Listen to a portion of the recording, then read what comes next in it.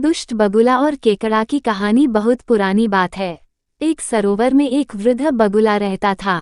सरोवर के सभी जीव उसे बगुला दादा के नाम से जानते थे। बूढ़ा होने के कारण वह शिकार करने में असमर्थ हो गया था। इसलिए एक दिन भूख के कारण तालाब के किनारे बैठकर रो रहा था।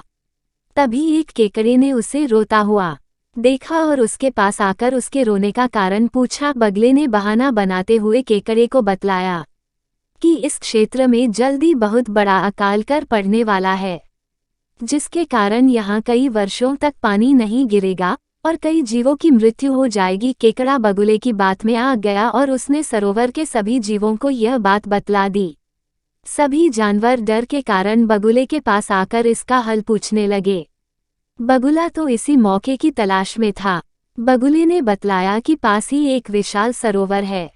अगर हम सभी वहां चले जाएं तो अकाल से बच सकते हैं, क्योंकि उस सरोवर में इतना पानी रहता है कि कई सालों तक अगर पानी ना भी गिरे तो सूखेगा नहीं।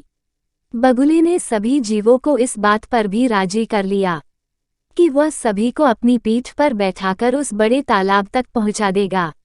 अब बगुला प्रतिदिन तालाब की मछलियों और छोटे छोटे जीवों को अपनी पीठ पर बैठाकर ले जाता और एक पहाड़ी पर ले जाकर उन्हें गिरा देता और उनको खा जाता था।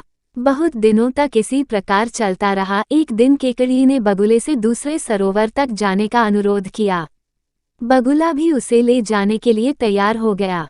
जब दोनों जा रहे थे तभी केकड़े को एक पहाड़ी पर हड्डियों के ढेर दिखे।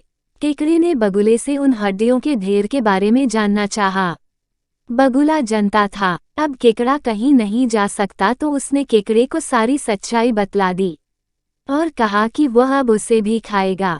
इतना सुनते ही केकड़े ने बगुले की गर्दन को अपने पैने और नुकीले दांतों से जकड़ लिया और तब तक जकड़े रहा जब तक कि बगले के प्राण नहीं निकल गए। इसके बाद केकड़ा उस स्थान से धीरे धीरे अपने सरोवर तक आ गया। केकड़े को देखते ही तालाब के सभी जीवों ने उसके वापस लौटने का कारण पूछा। तब केकड़े ने सभी जीवों को बगुले की सच्चाई के बारे में बतलाया।